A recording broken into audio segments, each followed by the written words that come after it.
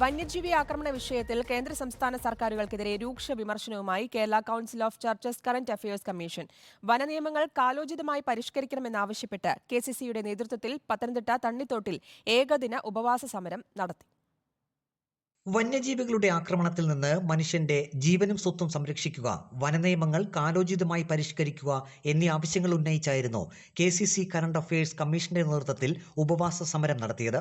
വന്യമൃഗാക്രമണത്തിൽ നിന്ന് മനുഷ്യരെ രക്ഷിക്കാനുള്ള പൂർണ്ണ ഉത്തരവാദിത്തം സർക്കാരുകൾക്കാണെന്നും വിദേശ രാജ്യങ്ങൾ ഇക്കാര്യത്തിൽ ചെയ്യുന്ന നടപടികൾ എന്തുകൊണ്ടാണ് ഇന്ത്യയിൽ നടപ്പാക്കാത്തതെന്നും മലങ്കര കത്തോലിക്ക സഭ പത്തനംതിട്ട രൂപതാധിപൻ ഡോക്ടർ സാമുവേൽ മാർ ഐറേനിയോസ് മെത്രാപ്പോലിത്ത പറഞ്ഞു.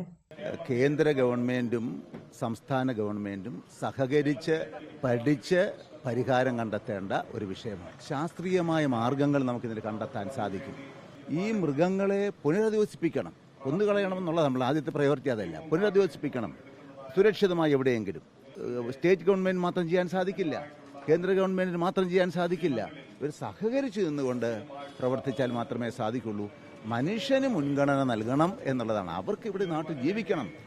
മനുഷ്യന്റെ ജീവനും സ്വത്തിനും പരിരക്ഷ നൽകാൻ കഴിയാത്ത വനനിയമങ്ങൾ പൊളിച്ചെഴുതണമെന്ന് കെസിസി മുൻ പ്രസിഡന്റ് ഡോക്ടർ ഗീവർഗീസ് മാർ കൂർലോസ് മെത്രാപ്പോലിത്ത ആവശ്യപ്പെട്ടു. മനുഷ്യനേക്കാൾ ജീവനും ജീവിക്കുവാനുള്ള അവകാശം മൃഗങ്ങൾക്ക് നൽകുന്ന മനുഷ്യന്റെ ജീവനും സ്വത്തിനും പരിരക്ഷ പൂർണ്ണമായിട്ടും ഉറപ്പാക്കാൻ കഴിയാത്ത വനനിയമങ്ങൾ ഇപ്പോഴും നിലനിൽക്കുകയാണ്. അത് പൊളിച്ചെടുക്കുവാനും പരിഷ്കരിക്കുവാനും ഒക്കെ ഈ കാലത്ത് സാധിക്കേണ്ടതുണ്ട്.